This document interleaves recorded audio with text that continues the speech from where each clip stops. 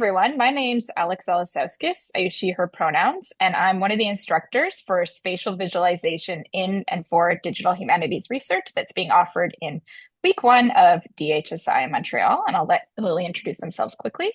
Hi, my name is Lily Demet. My pronouns are they, them, and I'm the co-instructor for our workshop. So, just to give you a bit of intro, I mentioned my name's Alex. I'm a librarian at UBC in Vancouver, British Columbia, where I work to support different humanities departments, history, German, Nordic studies, geography. And I also lead the library's map and geospatial services. And as part of this work, Lily and I were part of a GIS team that supports various researchers like you who are trying to implement either mapping or cartographic or spatial processes into their research. And over the last several years, we really worked to kind of reframe our offerings towards arts and humanities researchers and digital humanities to give kind of a broad base and of knowledge and skills that you can develop to do digital humanities projects. And we're excited to be presenting some of the fruits of that labor at this year's DHSI. I also have a PhD in visual and cultural studies and came to mapping GIS spatial visualization technologies fairly recently. So I think I bring a humanist perspective around some of the challenges or benefits and kind of things to keep in mind as you are a humanist working with this new technology to the course and hopefully to our work together. And I'm excited to share with you about that and learn more about all of what you're doing. I'll hand it over to Lily to introduce themselves quickly. Hi, so I'm Lily Demet. I'm a PhD student in geography, studying urban everyday spatial practices of navigating the city. I became acquainted with digital humanities through my recent research creation projects, which employed the digital as a more capacious means of rendering knowledge outputs. I'm also a Cartesian cartographer and have a background in geographic information systems and technology with a specific interest in teaching beginners. Over the past few years, I've enjoyed consulting and developing workshops for UBC students, staff, and faculty alongside Alex, and combining Alex's expertise in digital humanities and my experience in mapping. We recently created an intensive on telling spatial stories with data.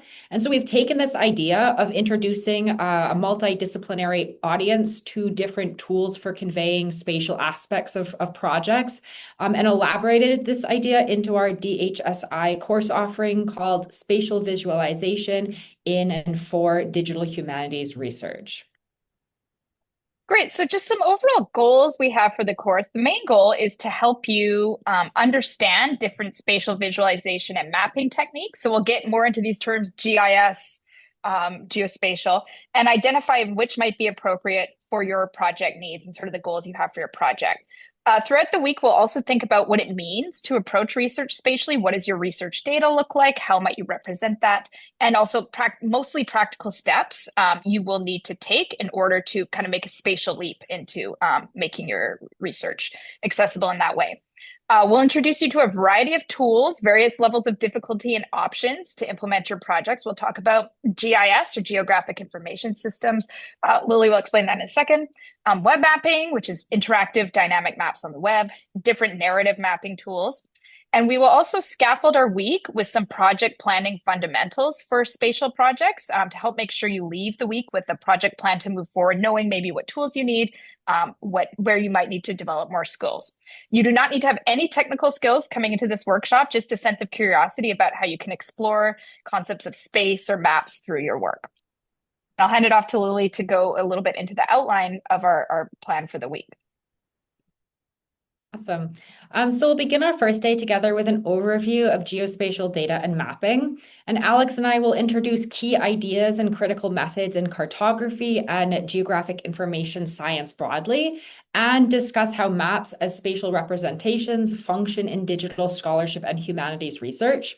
We'll also talk about what we call spatial data wrangling, or how to find, download, and properly format data for use in various visualization platforms.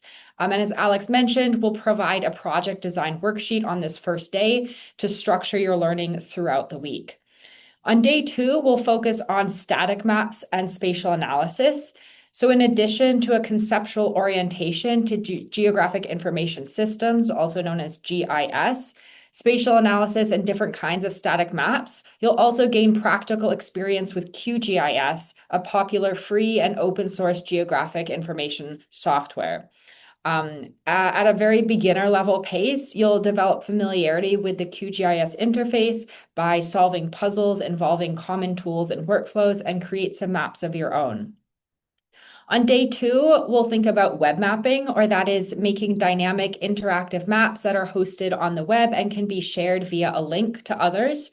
Um, Although web mapping can be done entirely within a graphical user interface online without any coding necessary, in order to understand how web maps work, we will break down their anatomy inside a code editor. And then you'll have a chance to experiment with different web mapping technologies, including UMap, Google My Maps, Leaflet, and a QGIS plugin for web mapping.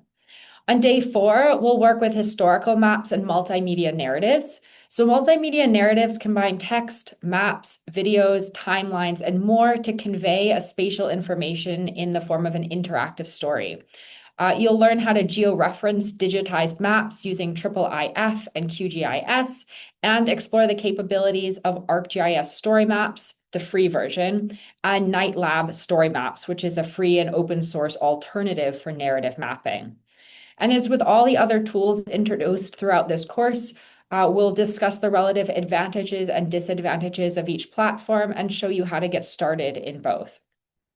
On our last day together, there'll be space for a workshop for you to workshop your individual projects and wrap up what you've learned throughout the week.